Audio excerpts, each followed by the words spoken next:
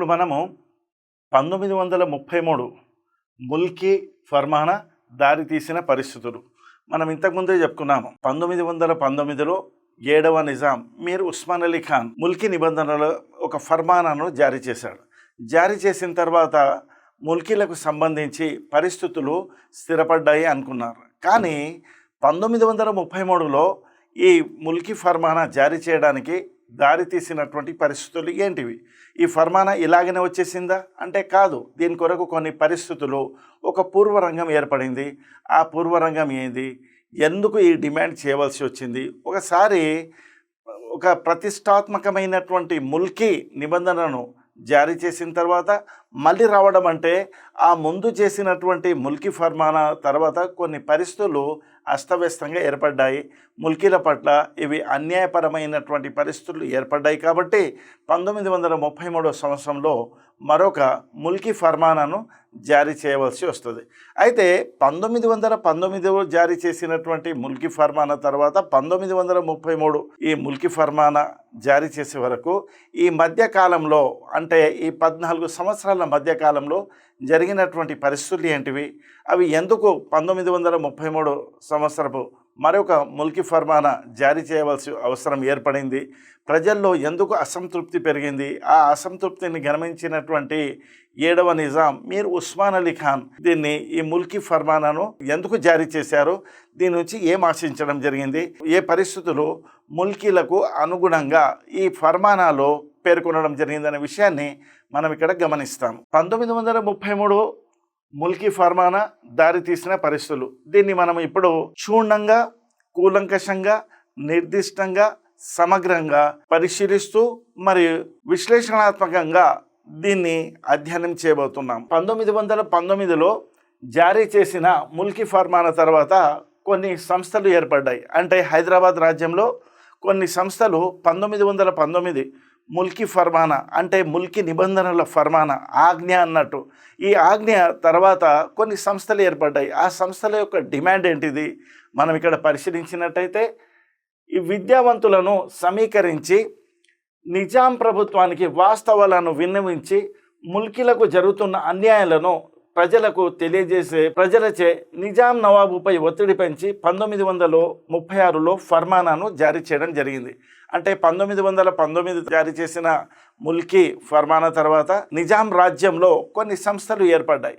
ఆ సంస్థల యొక్క ముఖ్య ఉద్దేశం ఏంటంటే, ప్రజలందరూ హైదరాబాద్ రాజ్యంలోని ప్రజలందరూ సమీకరించి వారిని ఏకీకృతం చేసి నిజాం ప్రభుత్వానికి వాస్తవాలను విన్నవించి మరి ముల్కీలకు జరుగుతున్నటువంటి అన్యాయాలను ప్రజలకు తెలియజేసి ప్రజలచే నిజాం ప్రభుత్వం ఒత్తిడి పెంచి 1933లో ఫర్మానాను జారీ చేయడం జరిగింది. అంటే ఈ సంస్థలు ఏం చేశారంటే, అప్పుడు ఉన్నటువంటి వాస్తవ పరిస్థితులను ప్రజలకు అవగతం చేయించి ప్రజలను ఏకీకృతం చేసి ఆ ప్రజలచే నిజాం నవాబుకు విన్నపాలను సమర్పించడం. ఈ విన్నపం ఏంటిది అంటే, ఈ నిజాం సంస్థానంలో లేదా నిజాం రాజ్యంలో ప్రజలకు వాస్తవంగా ఈ స్థానిక ప్రజలకు జరుగుతున్నటువంటి అన్యాయాలను గురించి నిజాంకు వాస్తవ పరిస్థితులను అవగతం చేయించారు. ఈ అవగతం చేయించినటువంటి సందర్భంలో నిజాంపై ఒత్తిడి పెంచి నిజాంచే 1933 సంవత్సరంలో ఒక ఫర్మానాను జారీ చేయించడము జరిగింది. ఈ ఫర్మానం ఉద్దేశం ఏంటిది, ఆ సంస్థలు ఏంటివి మనం ఇక్కడ గమనిద్దాం. ఆనాడు ఏర్పడిన సంఘాలు లోకల్ ఉస్మానియా గ్రాడ్యుయేట్స్ అసోసియేషన్ 1920లో ఏర్పడింది. ఉస్మానియా యూనివర్సిటీని స్థాపించిన తర్వాత 1918లో ఉస్మానియా యూనివర్సిటీని స్థాపించిన తర్వాత ఉస్మానియా గ్రాడ్యుయేట్స్ అసోసియేషన్ను 1920లో ఏర్పాటు చేశారు. అంటే ఉస్మానియా యూనివర్సిటీ నుంచి ఎవరైతే పట్టాభద్రులయ్యారో వాళ్ళు గ్రాడ్యుయేట్స్ అసోసియేషన్ను ఏర్పాటు చేశారు. అంటే ఉస్మానియా పట్టాభద్రుల సంఘాన్ని 1920 సంవత్సరంలో ఏర్పాటు చేయడం జరిగింది. Society of union and progress అనే సంస్థను 1926లో హైదరాబాద్ విద్యార్థులు స్థాపించారు. అయితే 1926లో the society of union and progress అనే సంస్థను ఏర్పాటు చేయడం జరిగింది. ఈ సంస్థల యొక్క ముఖ్య ఉద్దేశం ఏంటిది అంటే మనం పరిశీలించినట్టయితే ప్రజలను సమీకృతం చేసి వాస్తవంగా స్థానికులకు జరుగుతున్నటువంటి అన్యాయాలను గురించి ఒక రిమైండర్ రూపంలో నిజాంకు విన్నవించడము, అంటే వాస్తవ పరిస్థితులతో నిజాంను అవగతము చేయించడము ఈ సంస్థల యొక్క ముఖ్య ఉద్దేశంగా ఉండింది. సొసైటీ యొక్క ముఖ్య ఉద్దేశం ఏంటంటే, లక్ష్యం ఏంటంటే జవాబుదారీతనము. ప్రభుత్వము ప్రజలకు జవాబుదారీతనము కల్పించాల, అంటే ప్రజలకు వాస్తవంగా వారి యొక్క ఆశయాలకు అనుగుణంగా పనిచేయాల. అంటే ఇక్కడ ఏకఛత్రాధిపత్యంగా ఏ విధంగా కూడా ఈ రాజుల యొక్క పరిపాలన కాకుండా ప్రజలకు ప్రభుత్వం జవాబుదారీతనం ఉంటే ప్రజల ఆశయాలకు అనుగుణంగా పరిపాలన అనేది నిర్వహించబడుతుంది. 1919లో సర్ ఇమాం దివాన్గా ఉన్న కాలంలో లెజిస్లేటివ్ కౌన్సిల్ను ప్రతిపాదించాడు. బ్యారిస్టర్ అలీ ఇమాం అంటారు. ఈయన హైదరాబాద్ రాజ్యానికి 1919 సంవత్సరంలో దీవాన్గా ఉన్నాడు, అంటే ప్రధానమంత్రిగా ఉన్నాడు. ఇతను ఎక్కడి వాడు అంటే బీహార్కు చెందినటువంటి వాడు, చాలా తెలివైనటువంటి వాడు. అదే కాకుండా పాశ్చాత్య విద్యను అభ్యసించినటువంటి వాడు. అయితే 1919లో బ్రిటిష్ వారు మాంటెంగ్ చమ్స్ఫర్డ్ సంస్కరణలు తీసుకొచ్చారు. వాళ్ళు భారతదేశంలో ఒక జవాబుదారీ, అంటే లిమిటెడ్లో ఒక పరిమితిలో జవాబుదారీతనం, అంటే జవాబుదారీ కలిగి ఉన్నటువంటి ఒక ప్రభుత్వాన్ని ఏర్పాటు చేయడం జరిగింది. ప్రజాస్వామ్యాన్ని కొంత పరిమితిలో అయినా సరే కానీ ప్రజాస్వామ్యాన్ని ఏర్పాటు చేయడం జరిగింది. దాన్ని గమనించినటువంటి బ్యారిస్టర్ అలీ ఇమాం ఏం చేశాడంటే, ఇక్కడ హైదరాబాదులో కూడా అటువంటి జవాబుదారు కలిగినటువంటి ప్రభుత్వాన్ని ఏర్పాటు చేయాలంటే లెజిస్లేచర్, శాసనసభ కలిగినటువంటి ప్రభుత్వాన్ని ఏర్పాటు చేయాలని ఇతను ప్రతిపాదించాడు. ఎవరికి? 7వ నిజాం మీర్ ఉస్మాన్ అలీ ఖాన్కు. కానీ ఉస్మాన్ అలీ ఖాన్ దీన్ని ఏం చేశాడు? పెడచెవిన పెట్టాడు. ఈ సొసైటీ లెజిస్లేటివ్ కౌన్సిల్ కోసము పోరాడింది. అంటే ఎక్కడైతే మన పొరుగులో, అంటే బ్రిటిష్ రాజ్యంలో వచ్చినటువంటి 1919 ఈ మాంటెంగ్ చమ్స్ఫర్డ్ సంస్కరణల ద్వారా ఏదైతే ప్రజాస్వామ్యానికి ఒక ప్రతిరూపంగా పరిమిత స్థాయిలో ఈ సంస్కరణలు ప్రవేశపెట్టడం జరిగిందో, ఇక్కడ ఈ సొసైటీ కూడా ఏం డిమాండ్ చేసింది అంటే, ఇక్కడ హైదరాబాద్లో కూడా లెజిస్లేటివ్ కౌన్సిల్ ఉండాలంటే ప్రజలచే ఎన్నుకోబడినటువంటి ప్రతినిధులు ప్రజల వాంఛకు అనుగుణంగా చట్టాలు చేయాలా, వాళ్ళు ప్రజలకు జవాబుదారీతనం ఉండాలనేది ఈ సొసైటీ యొక్క ఆకాంక్ష. కాబట్టి ఇలా ప్రభుత్వానికి డిమాండ్ చేయడం జరిగింది. ఉస్మానియా విశ్వవిద్యాలయం నుండి ప్రతి సంవత్సరము గ్రాడ్యుయేట్స్ విద్యను అభ్యసించి బయటకు వస్తున్నటువంటి విద్యార్థులకు ఉద్యోగాలు కల్పించకుండా, అంటే ఉస్మానియా యూనివర్సిటీ స్థాపించినప్పుడు ఒక సాధారణమైనటువంటి ఆశయం ఏముండిందంటే, ఉస్మానియా యూనివర్సిటీలో ఎవరైతే విద్యను అభ్యసిస్తారో, పట్టభద్రులు అవుతారో, ఎవరైతే పట్టను పుచ్చుకుంటారో వాళ్ళను హైదరాబాదు సంస్థానంలో ఉద్యోగాలు కల్పిస్తే ఈ ముల్కీ నాన్ ముల్కీ అనే సమస్య అనేది ఇది విరగడ అవుతుంది, అంటే ఈ సమస్య తగ్గిపోతుంది. ఈ సమస్యను మనము నివారించినటువంటి వాళ్ళం అవుతాం. ఎందుకు ఈ ఉస్మానియా గ్రాడ్యుయేట్స్ ఇక్కడ హైదరాబాదు నైజాం ఈ పరిపాలన కాలంలో ఉద్యోగాలు వచ్చే మనకు అసలు విషయం ఏంటంటే, ఇంతకుముందు ఎవరైతే బయటి వారిని తీసుకొచ్చి ఇక్కడ ఉద్యోగాల్లో నియమించేవారో అప్పుడు ఒక సాధారణమైనటువంటి విషయం ఏంటంటే, ప్రశ్న ఏంటంటే, మనకు పాశ్చాత్య విధానంలో పరిపాలన సమగ్రంగా ఇక్కడ నడిపించడానికి కావలసినటువంటి అర్హత కలిగినటువంటి వారు ఇక్కడ లభ్యం కావడం లేదన్నారు. ఎప్పుడైతే ఉస్మాన్ యూనివర్సిటీని స్థాపించారో అప్పుడు ఒక ఆశయం ఏంటంటే, ఎవరైతే ఉస్మాన్ యూనివర్సిటీలో పట్టాభద్రులు అవుతారో వాళ్ళు ఇక్కడనే ఉద్యోగాలు సంపాదిస్తారు, కాబట్టి ముల్కీ నాన్ ముల్కీ సమస్య అనేది సమసిపోతుంది అనుకున్నారు. అయితే నాన్ ముల్కీలకు ఉద్యోగాలు కల్పించడంలో ముల్కీలతో నిరుద్యోగత బాగా పెరిగింది. ఉస్మానియా యూనివర్సిటీ స్థాపించిన తర్వాత కూడా ఇక్కడ హైదరాబాదులో కొంతమంది పట్టభద్రులైన ఆ పట్టభద్రులు ఎంతమంది ఉస్మాన్ యూనివర్సిటీ నుంచి బయటకు వస్తున్నారో వాళ్ళకి తగ్గట్టు ఇక్కడ ఉద్యోగాలు ఉన్నాయి. కానీ జరిగినటువంటి ఇక్కడ దురదృష్టకరమైనటువంటి సంఘటన ఏంటంటే, బయటి వారిని ఇక్కడ పట్టాభద్రులైనా కానీ బయటి వారిని ఉద్యోగాల్లో నియమిస్తున్నారు హైదరాబాద్ సంస్థానంలో. దీంతో ఇక్కడ విద్యను అభ్యసించినటువంటి వారిని ఏ విధంగా గుర్తించడం లేదు. కాబట్టి స్థానికుల్లో ఏమైంది? నిరాశ, నిరుద్యోగత బాగా పెరిగిపోయింది. నిరుద్యోగత పెరిగితే ఏమవుతుంది అంటే నిరాశ పెరిగిపోయింది. దీనితో ముల్కీలలో అసంతృప్తి పెరిగి ఉద్యమానికి దారితీశాయి. అయితే ముందు ఎందుకు నియమిస్తున్నారు అంటే ఇక్కడ పట్టభద్రులు లేరు కాబట్టి బయటి వారిని ఇక్కడ నియమిస్తున్నాము. ఎందుకంటే పాశ్చాత్య విద్యను అభ్యసించినటువంటి వారు పరిపాలనలో ఒక విశిష్టమైనటువంటి ఇంటిగ్రిటీ అంటే సమీకృతంగా నిర్వహించబడుతుంది అన్నారు. కానీ ఎప్పుడైతే పట్టభద్రులైన సందర్భంలో కూడా బయటి వారిని తీసుకొచ్చి ఇక్కడ నియమించడం వల్ల ఒకటి ఈ స్థానికుల్లో నిరుద్యోగిత పెరిగి అసంతృప్తి అనేది బాగా పెరిగిపోయింది. ఈ అసంతృప్తి దానికి దారి తీసిందంటే ఉద్యమానికి దారి తీసింది. 1930 దశకంలో పంజాబ్ ప్రాంతానికి చెందిన ఖాన్ సాహెబ్లను ప్రత్యక్షంగా ఉద్యోగాలు నియమించడం వల్ల ముల్కీల పదోన్నతులు దెబ్బతిన్నాయి. దీనితో ముల్కీలు తీవ్ర నిరసన తెలిపారు.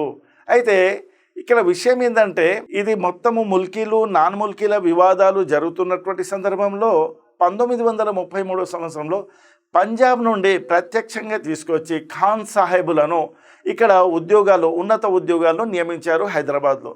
అయితే ఈ ఖాన్ సాహెబ్ను ఇక్కడ ఉన్నత ఉద్యోగాలు నియమించడం వలన స్థానికులైనటువంటి ముల్కీలకు ఉన్నత ఉద్యోగాలు లభించలేదు. పైపెచ్చు వీరి యొక్క ప్రమోషన్స్ దెబ్బతిన్నాయి, అంటే పదోన్నతులు దెబ్బతిన్నాయి. దీనితో ఈ స్థానికులు తీవ్ర నిరాశకు గురి కావడం జరిగింది. పరిస్థితులను అర్థం చేసుకున్న నిజాం మీర్ ఉస్మాన్ అలీ ఖాన్ 1933లో ఫర్మానాను జారీ చేశాడు. అయితే ఇక్కడ జరిగినటువంటి పరిస్థితులు ఖాన్ సాహెబ్లను తీసుకొచ్చి ఇక్కడ హైదరాబాద్లో నియమించడము, వారితో ఈ స్థానికులకు ఉన్నత ఉద్యోగాలు లభించకపోవడము, దానితో పాటు ఏమైందంటే వీళ్లకు ప్రమోషన్స్ లేకపోవడం, అంటే పదోన్నతులు లేకపోవడం. దీంతో తీవ్ర నిరసన తెలిపినటువంటి ఈ స్థానికులు అంటే ముల్కీలు వీళ్ళు ఒక రిమైండర్ని ఇచ్చారు మీర్ ఉస్మాన్ అలీ ఖాన్కు. ఆయన దానిని గమనించి 1933లో మరి ముల్కీ నిబంధనలను ప్రతిపాదించాడు. అంటే మీర్ ఉస్మాన్ అలీ ఖాన్ 1933లో ఫర్మానాను జారీ చేశాడు. ఈ ఫర్మానానే 1933 ముల్కీల ఫర్మానా అంటారు. 1933 సంవత్సరపు ఫర్మానా. ఈ ఫర్మానా ఏంది? ముల్కీలను అసంతృప్తి చెల్లార్చడానికి మీర్ ఉస్మాన్ అలీ ఖాన్ 33వ సంవత్సరంలో ఫర్మానాను జారీ చేశాడు. ఎప్పుడైతే ఈ 1930 దశకము మొదటిలో ఈ పంజాబ్ ఖాన్ సాహెబ్లను తీసుకొచ్చి ఇక్కడ ఉన్నత ఉద్యోగాలు ఎప్పుడైతే నియమించారో అప్పుడు స్థానికులు తీవ్ర నిరాశకు లోనయ్యారు. ఎందుకంటే ఒకటి వారి ఉన్నత ఉద్యోగాలు మొత్తము దెబ్బతిన్నాయి. దానితో పాటు ఏమైందంటే వీళ్ళ ప్రమోషన్స్ అంటే పదోన్నతులు దెబ్బతిన్నాయి. అప్పుడు ఈ తీవ్రమైనటువంటి అసంతృప్తిని చల్లార్చడానికి మీర్ ఉస్మాన్ అలీ ఖాన్ 1933 సంవత్సరంలో ఈ ముల్కీ ఫర్మానాను జారీ చేయడం జరిగింది. ఈ ఫర్మానా ప్రకారము రాష్ట్ర ఉద్యోగ నియామకాలలో సమర్థవంతమైన విద్యావంతులైన ముల్కీలకే ప్రాధాన్యత ఇవ్వాలి. అక్కడ విషయం ఏంటంటే అప్పటి వరకు ఇబ్బడి ముబ్బడిగా తీసుకొచ్చి బయటి రాష్ట్రాల నుంచి ఇక్కడ ఉద్యోగాల్లో నియమిస్తున్నారు నాన్ ముల్కీలను, అంటే స్థానికేతరులను. ఈ ఫర్మానా ఏం చెప్తుందంటే అంటే అర్హత కలిగినటువంటి ముల్కీలు లభిస్తే ఆ సందర్భంలో ఈ నాన్ ముల్కీలను ఎట్టి పరిస్థితుల్లో కూడా ఇక్కడ ఉద్యోగాల్లో నియమించకూడదు. ప్రాధాన్యత ముల్కీలకి ఇవ్వాలా, నాన్ ముల్కీలకు ఎక్కడ కూడా ప్రాధాన్యత ఇవ్వకూడదు అన్నారు.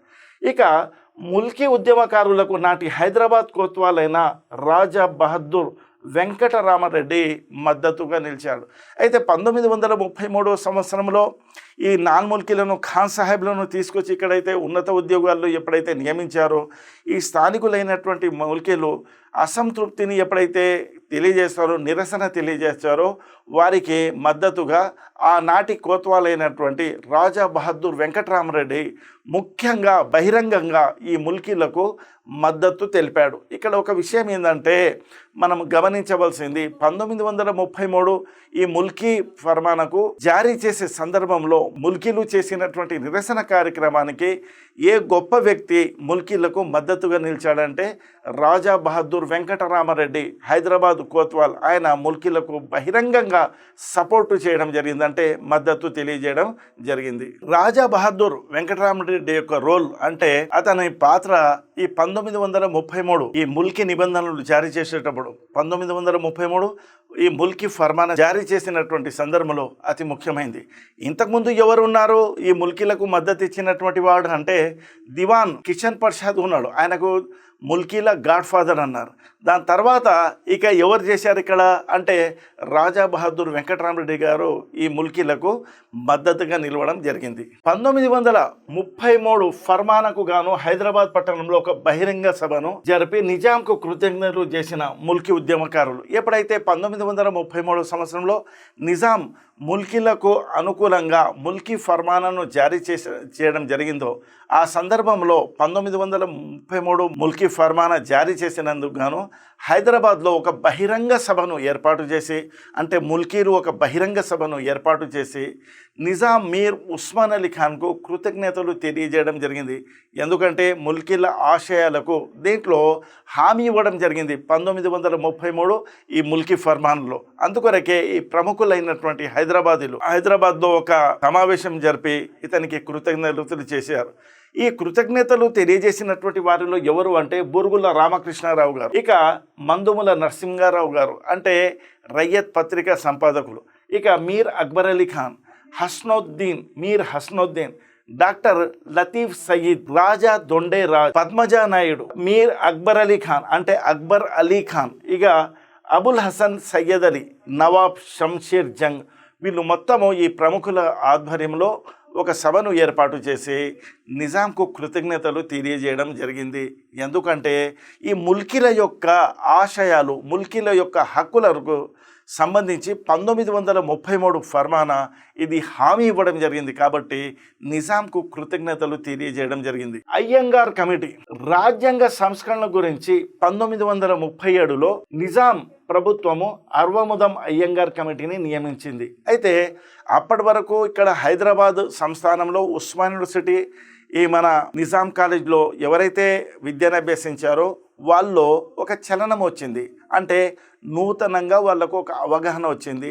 ప్రపంచంలో జరుగుతున్నటువంటి పరిణామాలు వాటితో అనుసంధానం ఏర్పడిన తర్వాత అటువంటి ప్రజాస్వామ్య ప్రభుత్వాలను హైదరాబాద్లో ఏర్పాటు చేయాలి. హైదరాబాద్ రాజ్యంలో ప్రజాస్వామ్య ప్రభుత్వం ఏర్పాటు చేసి ఒక శాసనసభ ఏర్పాటు చేసి ఆ శాసనసభ ప్రజలకు అంటే ప్రజలచే ఎన్నుకున్నటువంటి ప్రతినిధులు దాంట్లో సభ్యులుగా ఉండి ప్రభుత్వము శాసనసభకు మరి ప్రభుత్వానికి జవాబుదారీగా ఉండాలనేది ఇక్కడ చదువుకున్నటువంటి విద్యావంతుల యొక్క డిమాండ్. ఎందుకు అంటే ప్రజలచే ఎన్నుకున్నటువంటి ప్రభుత్వమే ప్రజల యొక్క ఆశయాలకు అనుగుణంగా పనిచేస్తుంది కాబట్టి అటువంటి ప్రభుత్వం కొరకు డిమాండ్ చేయడం జరిగింది. అందుకొరకే 1937 సంవత్సరంలో నిజాం మీర్ ఉస్మాన్ అలీ ఖాన్ ఈ ప్రజలచే విద్యావంతులచే వస్తున్నటువంటి డిమాండును పురస్కరించుకొని అర్వముదం అయ్యంగార్ కమిటీని ఏర్పాటు చేయడం జరిగింది. ఈ కమిటీ ఏంటిది? హైదరాబాద్ రాజ్యంలో ప్రజాస్వామికమైనటువంటి ప్రభుత్వము ఏ మేరకు ఏర్పాటు చేయాలా అనేది ఈ కమిటీ మొత్తము పరిస్థితులను మదింపు చేసి ఈ నిజాంకు ఒక నివేదిక ఇవ్వాలని కమిటీకి శాసించడం జరిగింది. ఇక ఈ కమిటీ తన నివేదికను ఎప్పుడు ఇచ్చిందంటే 1938 సంవత్సరంలో నిజాం మీర్ ఉస్మాన్ అలీ ఖాన్కు ఒక నివేదికను సమర్పించింది అర్వముదం అయ్యంగార్ కమిటీ.